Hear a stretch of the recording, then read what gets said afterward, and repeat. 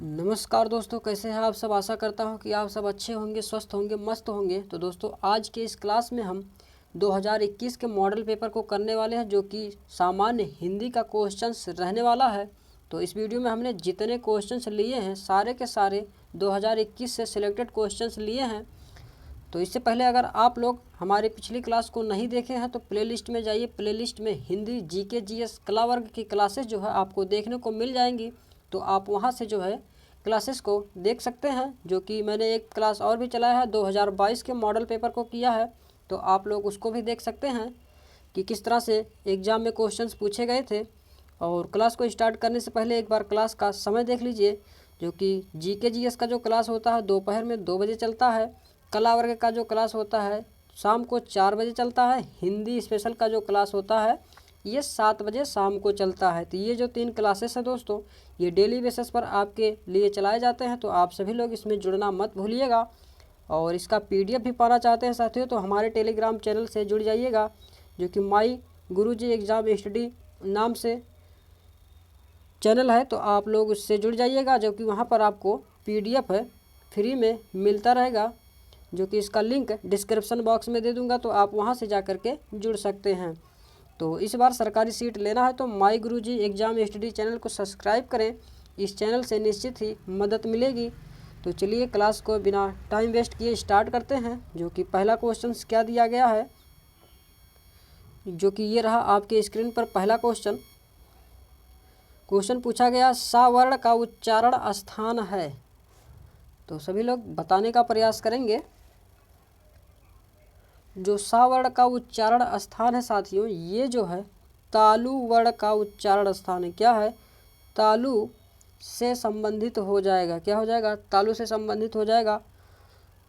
तो ध्यान दीजिएगा, ऑप्शन सी इसका करेक्ट आंसर होगा। जो कि कंठ की बात करते हैं तो इसके अंतर्गत का, खा, गा, घा और अंगा जो होता है ये कंठ के अंतर्गत आता है। और मूर्धा की बात करते हैं तो इसके अंतर्गत टा, ठा, डा, ढा और अड़ा जो होते हैं ये मूर्धा के अंतर्गत आते हैं। और दंत की बात करते हैं तो इसके अंतर्गत ता, था, दा, धा और ना, ये जो है दंत के अंतर्गत आते हैं, ध्यान रखेंगे। और अगला क्वेश्चन जो कि रहा स्क्रीन पर आपके, क्वेश्चन है, इनमें से पगड़ी कौन सा शब्द है। तो पगड़ी शब्द बताने का प्रयास करेंगे, कौन सा शब्द हो जाएगा। तो पगड़ी की बात करते हैं दोस्तों, ये जो है देशज शब्द हो जाएगा। क्या हो जाएगा? देशज शब्द हो जाएगा। क्वेश्चन नंबर 52 का जो सही जवाब हो जाएगा ऑप्शन सी हो जाएगा। नेक्स्ट क्वेश्चन, आप बीती में कौन सा समास है। क्वेश्चन नंबर 53 है, आप बीती में कौन सा समास है, बताने का प्रयास करेंगे। तो इसमें जो सही जवाब हो जाएगा ऑप्शन सी तत्पुरुष समास हो जाएगा। क्या हो जाएगा? तत्पुरुष समास हो जाएगा। नेक्स्ट क्वेश्चन जो कि रहा आपकी स्क्रीन पर, इसका सभी लोग जवाब देने का प्रयास करेंगे। क्वेश्चन नंबर 54 दिया गया है, निम्नांकित एक शब्द में उपसर्ग नहीं लगा है। तो बताने का प्रयास करेंगे। क्वेश्चन नंबर 54 का सही जवाब क्या हो जाएगा। तो इसमें हम ओढ़ना की बात करते हैं। ये जो दिया गया है साथियों, ये इसमें उपसर्ग नहीं लगा हुआ है। तो याद रखेंगे ऑप्शन बी इसका सही जवाब हो जाएगा। क्लियर है। अगला क्वेश्चन देखिए, क्वेश्चन नंबर 55 दिया गया है, अंकित ने गाना गाया होगा, वाक्य किस काल में है। बताने का प्रयास करेंगे। तो अंकित ने गाना गाया होगा, इसमें जो है काल की बात करते हैं तो ये जो है भूतकाल के अंतर्गत हो जाएगा। क्या हो जाएगा? भूतकाल हो जाएगा। क्लियर है। अगला क्वेश्चन देखिए, अपादान कारक का परसर्ग है। बताने का प्रयास करेंगे। Question number 56। तो इसका जो सही जवाब हो जाएगा, तो अपादान में क्या होता है? अपादान से अलगाव के रूप में होता है। क्या होता है? से अलग होना। और अधिकरण में पर होता है। संबंध में का की के होता है। अपादान के लिए होता है। तो ध्यान रखेंगे। अगला क्वेश्चन, कैंची किस भाषा का शब्द है? तो बहुत ही महत्वपूर्ण क्वेश्चन है साथियों। तो कैंची जो है ये किस भाषा का शब्द हो जाएगा, बताने का प्रयास करेंगे। तो कैंची शब्द की बात करते हैं तो ये जो है तुर्की भाषा का शब्द हो जाएगा। क्या हो जाएगा? तुर्की भाषा का शब्द हो जाएगा। ध्यान रखेंगे, जो कि इस तरह के क्वेश्चन एग्जाम में बहुत पूछे जाते हैं। तो आप सब जो है इसको ध्यान से पढ़कर जाइएगा। और अगला क्वेश्चन, निम्नलिखित में से कौन सा आधा तीतर आधा बटेर मुहावरे का सही अर्थ है? बताने का प्रयास करेंगे सभी लोग। क्वेश्चन नंबर 58 का सही जवाब क्या हो जाएगा? तो आधा तीतर आधा बटेर की बात करते हैं साथियों, तो ये जो है बेमेल चीज़ों का मिश्रण हो जाएगा। क्या हो जाएगा? बेमेल चीज़ों का सम्मिश्रण हो जाएगा। क्लियर है? बिल्कुल क्लियर रहना चाहिए साथियों। ऑप्शन बी जो है इसका करेक्ट आंसर हो जाएगा। और अगला क्वेश्चन रहा आपकी स्क्रीन पर, इसका सभी लोग जवाब देने का प्रयास करेंगे। क्वेश्चन नंबर 59 है, अनुज शब्द को स्त्रीवाचक बनाने के लिए किस प्रत्यय का प्रयोग होगा? देखते हैं इसका कितने लोग सही जवाब देते हैं। तो अनुज शब्द को स्त्रीवाचक बनाने के लिए जो प्रत्यय प्रयोग होता है साथियों, क्या हो जाएगा? तो आ हो जाएगा। क्या हो जाएगा? आ हो जाएगा। इसमें अनुज में अनुजा मिला देंगे तो अनुजा हो जाएगा, स्त्रीवाचक हो जाएगा। ऑप्शन बी जो है इसका करेक्ट आंसर हो जाएगा। क्लियर है? अगला क्वेश्चन, क्वेश्चन नंबर 60, इंद्रियों को बस में रखने वाला का एक शब्द क्या होगा? सभी लोग इसका जवाब देने का प्रयास करेंगे। तो इंद्रियों को बस में रखने वाले का जो एक शब्द होगा तो क्या हो जाएगा? इंद्रिय जीत होता है। क्या होता है? इंद्रिय जीत जो दिया गया है ये इंद्रियों को बस में रखने वाले का एक शब्द हो जाएगा। क्लियर है? बिल्कुल क्लियर रहना चाहिए साथियों। ऑप्शन बी जो है इसका सही जवाब हो जाएगा। अगला क्वेश्चन रहा आपके स्क्रीन पर, सभी लोग इसका जवाब देने का प्रयास करेंगे। क्वेश्चन नंबर 61 दिया गया है, गायक शब्द के सही संधि विच्छेद पर सही निशान लगाएं। तो गायक शब्द में संधि विच्छेद क्या हो जाएगा, बताने का प्रयास करेंगे। तो क्वेश्चन नंबर 61 का जो सही जवाब हो जाएगा, गय प्लस अक जो दिया गया है ऑप्शन डी, ये गायक शब्द का संधि विच्छेद हो जाएगा। क्लियर है साथियों? ऑप्शन डी इसका सही जवाब। और अगला क्वेश्चन, पाठशाला शब्द है। क्वेश्चन नंबर 62, पाठशाला शब्द जो है ये कैसा शब्द है, बताने का प्रयास करेंगे।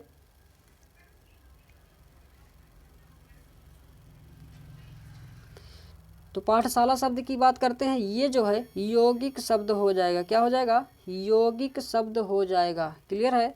ऑप्शन बी इसका सही जवाब। और अगला क्वेश्चन रहा आपकी स्क्रीन पर, क्वेश्चन नंबर 63, निम्नलिखित में निश्चयवाचक सर्वनाम है।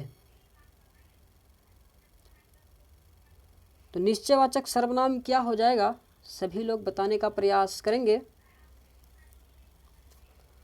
तो निश्चयवाचक सर्वनाम की बात करते हैं, यह जो है ये निश्चयवाचक सर्वनाम हो जाएगा। जैसे यह मेरी पुस्तक है, तो पुस्तक जो है निश्चित है कि यह जो है मेरी पुस्तक है। तो क्लियर साथियों? ऑप्शन जो सी इसका करेक्ट आंसर हो जाएगा। बिल्कुल सही जवाब आना चाहिए साथियों। अगला क्वेश्चन, क्वेश्चन नंबर 64 है, हिंदी के प्रमुख ललित निबंधकार हैं। तो बहुत ही इम्पॉर्टेंट क्वेश्चन है। तो इस तरह के क्वेश्चन को ध्यान से देखिएगा दोस्तों, और सभी लोग जवाब देने का प्रयास करेंगे।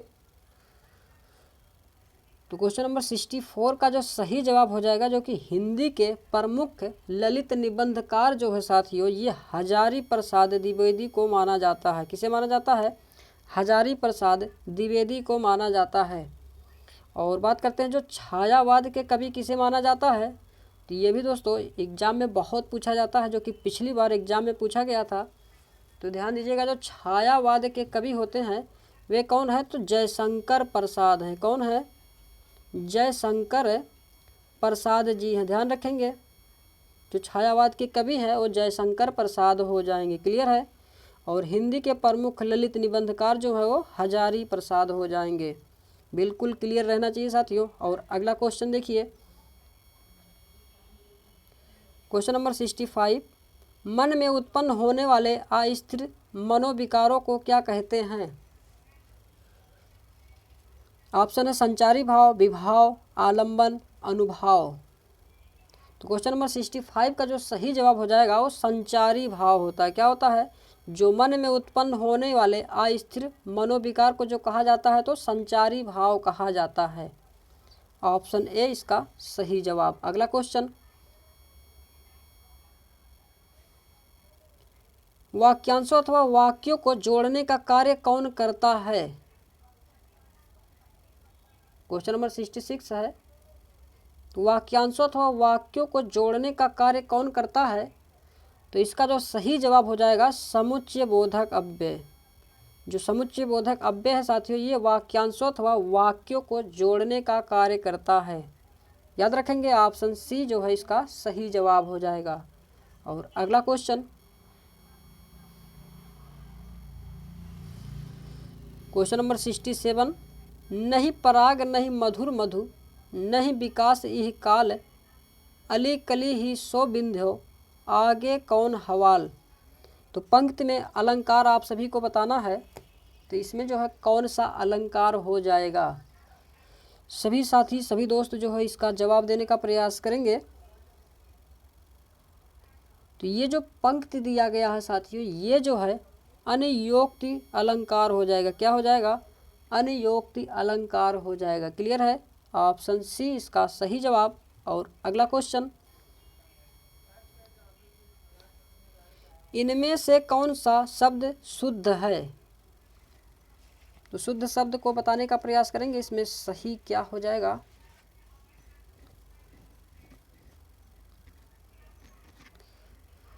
तो शुद्ध शब्द की बात करते हैं तो उपयुक्त जो लिखा गया है साथियों ये जो है बिल्कुल सही जवाब हो जाएगा। तो जितने साथी जितने दोस्त इसका ऑप्शन बी जवाब दे रहे हैं वे लोग बिल्कुल सही जवाब हो जाएंगे। अगला क्वेश्चन जो कि क्या दिया गया है, क्वेश्चन नंबर 69, ये जो चिन्ह है साथियों ये चिन्ह क्या हो जाएगा? सभी दोस्त सभी साथी जो है इसका जवाब देने का प्रयास करेंगे। तो ये जो चिन्ह दिया गया है साथियों ये जो है क्या हो जाएगा? विस्मयादि बोधक चिन्ह हो जाएगा। क्या हो जाएगा? विस्मयादि बोधक चिन्ह हो जाएगा। तो क्लियर है। जो कि विस्मयादि बोधक की बात करते हैं जैसे अरे तुम इस तरह के जो शब्द आते हैं तो इसमें विस्मयादि बोधक चिन्ह लगाया जाता है। क्लियर है। और अगला क्वेश्चन देखिए,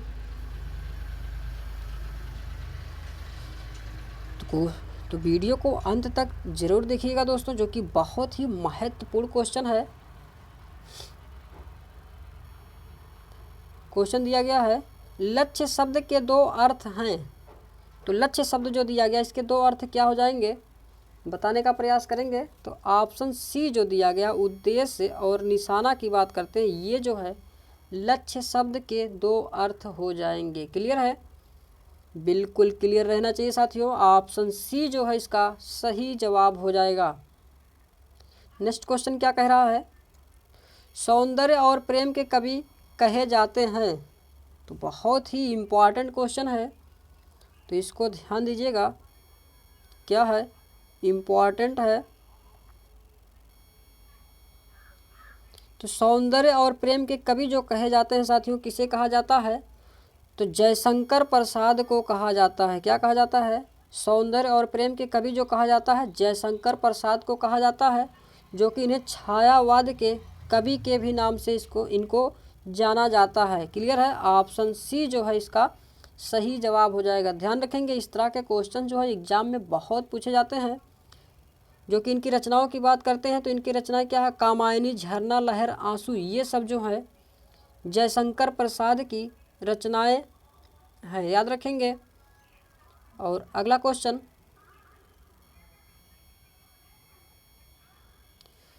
निम्नलिखित में से शुद्ध वाक्य का चयन कीजिए। क्वेश्चन नंबर 72 का सही जवाब क्या हो जाएगा? तो अशुद्ध वाक्य आप सभी को इसमें बताना है। तो इसमें हम ऑप्शन डी की बात करते हैं साथियों, उसके घर के पास एक मिठाई की दुकान है, ये जो है अशुद्ध वाक्य हो जाएगा। बाकी ऑप्शन ए, ऑप्शन बी और सी की बात करते हैं, ये जो है शुद्ध रूप में लिखा गया है। क्लियर साथियों, ऑप्शन डी जो है करेक्ट आंसर हो जाएगा। और अगला क्वेश्चन नंबर 73, यशोदा शब्द में कौन सी संधि है? तो बहुत ही इंपॉर्टेंट क्वेश्चन है। तो यशोदा शब्द में कौन सी संधि हो जाएगी? तो ये जो है इसका संधि विच्छेद करेंगे तो यशः प्लस दा होता है। क्या होता है? यशः प्लस दा होता है, जो कि क्या हो जाएगा? तो विसर्ग संधि के अंतर्गत हो जाएगा। क्या हो जाएगा? विसर्ग संधि हो जाएगा। क्लियर है? ऑप्शन सी इसका राइट आंसर हो जाएगा। अगला क्वेश्चन रहा, निम्नलिखित में से रूढ़ शब्द कौन सा है? रूढ़ शब्द बताने का प्रयास करेंगे। तो रूढ़ शब्द की बात करते हैं तो इसमें जो है सरल की बात करते हैं, ये जो है रूढ़ शब्द हो जाएगा। रूढ़ शब्द की बात करते हैं जैसे किसी शब्द को जो है वो तोड़ा ना जा सके, वो रूढ़ शब्द कहा जाता है। जैसे सरल शब्द दिया गया जो, ये शब्द को तोड़ नहीं सकते हैं। क्लियर है? अगला क्वेश्चन देखिए, श्रव्य काव्य के अंतर्गत आते हैं। तो श्रव्य काव्य के जो अंतर्गत आते हैं वह कौन सा हो जाएगा? ऑप्शन, सभी लोग जवाब देने का प्रयास करेंगे। क्वेश्चन नंबर 75 का जो सही जवाब हो जाएगा, कहानी और कविता जो है ये श्रव्य काव्य के अंतर्गत आते हैं। अगला क्वेश्चन, चपला का पर्यायवाची है। क्वेश्चन नंबर 76 है, चपला का पर्यायवाची क्या हो जाएगा? सभी दोस्त, सभी साथी जो है बताने का प्रयास करेंगे।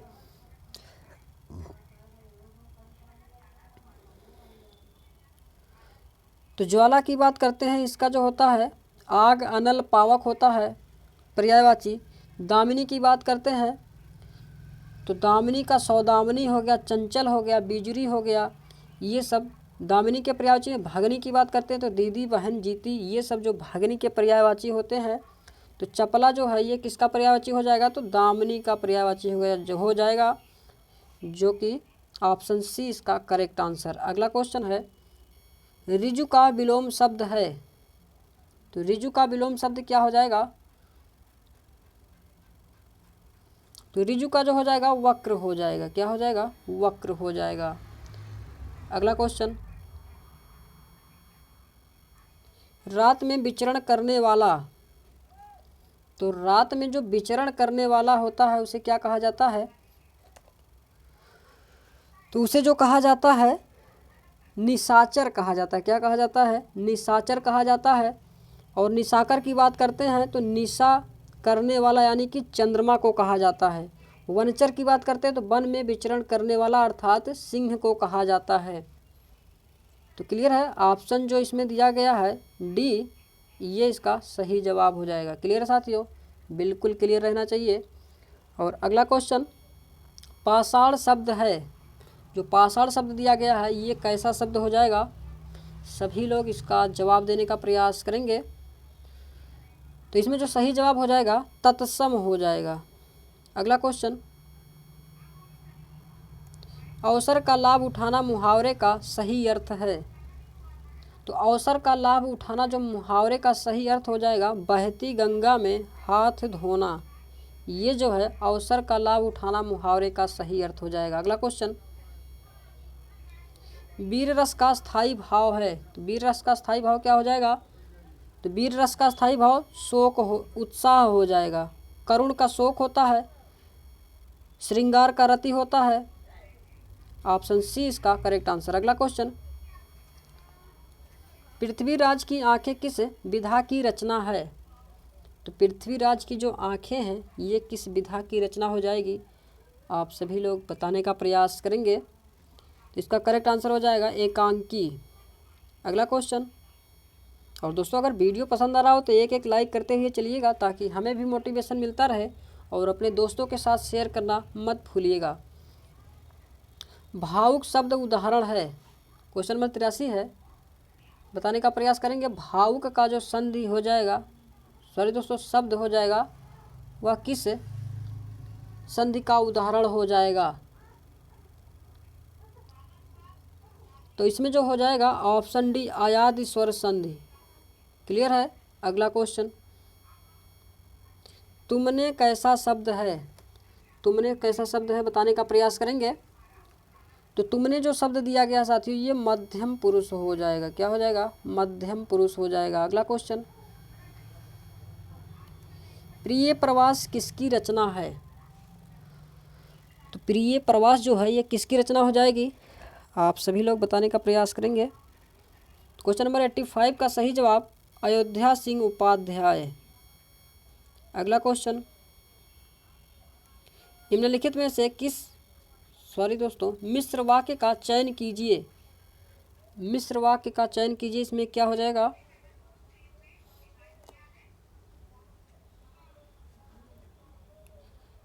तो ऑप्शन सी की बात करते हैं, जब अनीता आएगी तब सुजाता नाचेगी। तो ये जो है मिश्र वाक्य हो जाएगा। और ऑप्शन बी की बात करते हैं, ये जो है संयुक्त वाक्य हो जाएगा। क्लियर है? अगला क्वेश्चन, अंजलि बहुत थोड़ा भोजन करती है, वाक्य में क्रिया विशेषण बताइए। तो अंजलि बहुत थोड़ा भोजन करती है, इसमें जो क्रिया विशेषण हो जाएगा क्या हो जाएगा? तो ऑप्शन जो दिया गया बहुत, ये जो है बी ऑप्शन, ये क्रिया विशेषण हो जाएगा। क्लियर है? अगला क्वेश्चन, क्वेश्चन नंबर 88 है, खंड काव्य में किसका वर्णन होता है? तो खंड काव्य में किसका वर्णन होता है? सभी साथी सभी दोस्त जो है इसका जवाब देने का प्रयास करेंगे।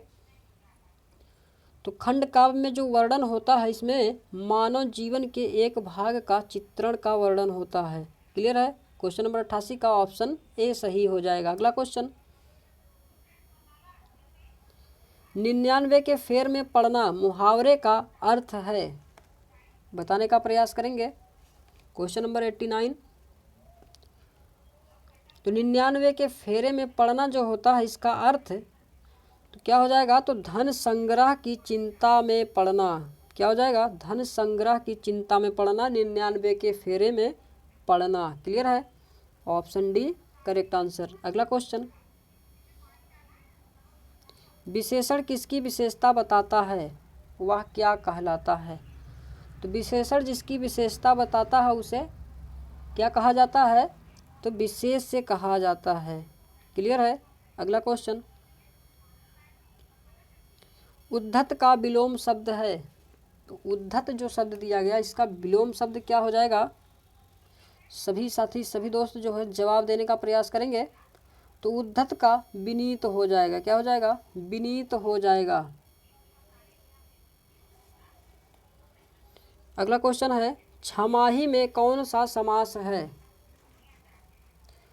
तो छमाही में बात करते हैं दोस्तों, इसमें जो समास हो जाएगा तो क्या हो जाएगा? द्विगु हो जाएगा। क्या हो जाएगा? द्विगु समास हो जाएगा। क्लियर है? ऑप्शन बी जो है इसका सही जवाब हो जाएगा, क्योंकि छमाही की बात करते हैं तो इसमें छ जो है संख्यावाची है। तो इसमें जो ट्रिक है, किसी वाक्य में जो है किसी शब्द में जो है संख्या का बोध हो तो वहाँ पर द्विगु समास होता है। ध्यान रखेंगे इस ट्रिक को। और अगला क्वेश्चन, समुद्र में लगने वाली आग के लिए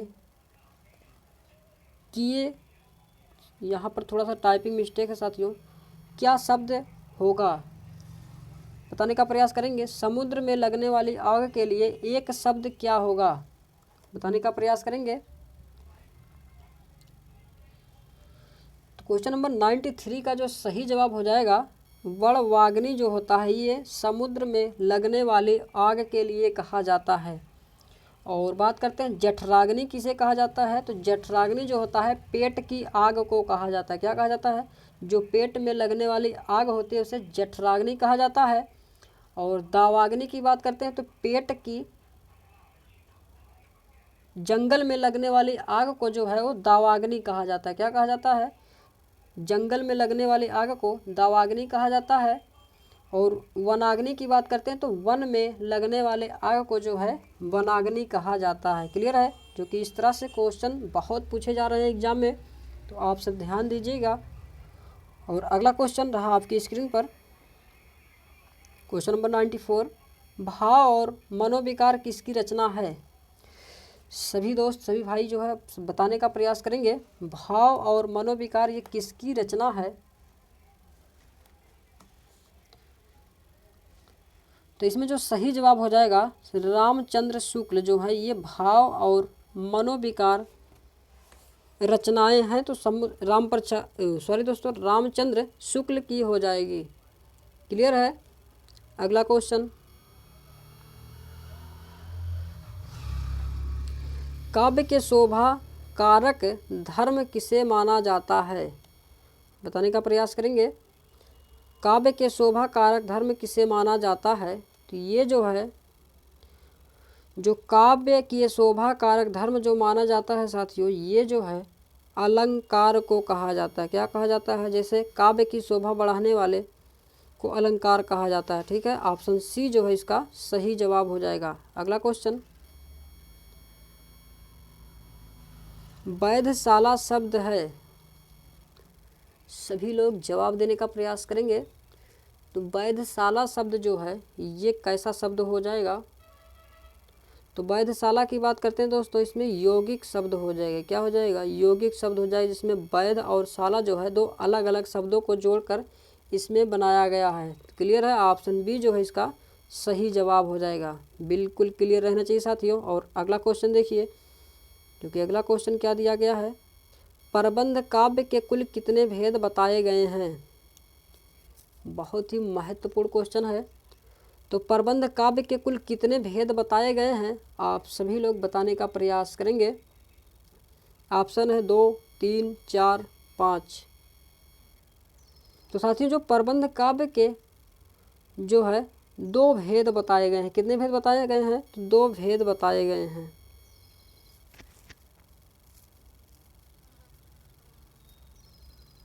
और कौन कौन से होते हैं? तो महाकाव्य और खंड काव्य होते हैं। जो 2 होते हैं वो खंड काव्य और महाकाव्य होता है, याद रखेंगे। अगला क्वेश्चन, दिगंबर शब्द का संधि विच्छेद है। तो दिगंबर शब्द का संधि विच्छेद क्या हो जाएगा? बताने का प्रयास करेंगे सभी लोग। तो दिगंबर शब्द की बात करते हैं तो दिक प्लस अंबर होता है। क्या होता है? दिक प्लस अंबर होता है। और इसमें संधि की बात करते हैं तो इसमें संधि जो हो जाएगा वो व्यंजन संधि हो जाएगा। क्या हो जाएगा? व्यंजन संधि हो जाएगा। क्लियर साथियों? अगला क्वेश्चन देखिए, जो कि क्वेश्चन नंबर 99 है, अधिमानता में प्रयुक्त उपसर्ग बताएं। तो अधिमानता शब्द जो दिया गया है इसमें कौन सा उपसर्ग हो जाएगा? उपसर्ग की बात करते हैं जो शब्द के पहले जोड़ा जाता है तो उसे उपसर्ग कहा जाता है। और प्रत्यय की बात करते हैं तो जो शब्द के अंत में शब्द को जोड़ा जाता है तो उसे प्रत्यय कहा जाता है। ध्यान रखेंगे। तो इसमें उपसर्ग बताइए क्या हो जाएगा? तो अधिमानता की बात करते हैं तो इसमें अधि उपसर्ग हो जाएगा। क्या हो जाएगा? अधि उपसर्ग हो जाएगा। क्लियर है साथियों? ऑप्शन जो सी दिया गया है इसका सही जवाब हो जाएगा। बिल्कुल क्लियर रहना चाहिए साथियों। और अगला क्वेश्चन, जो कि आज का ये लास्ट क्वेश्चन है, बंधन किसका प्रतीक है? तो बंधन जो शब्द दिया गया है किसका प्रतीक हो जाएगा? तो ये जो है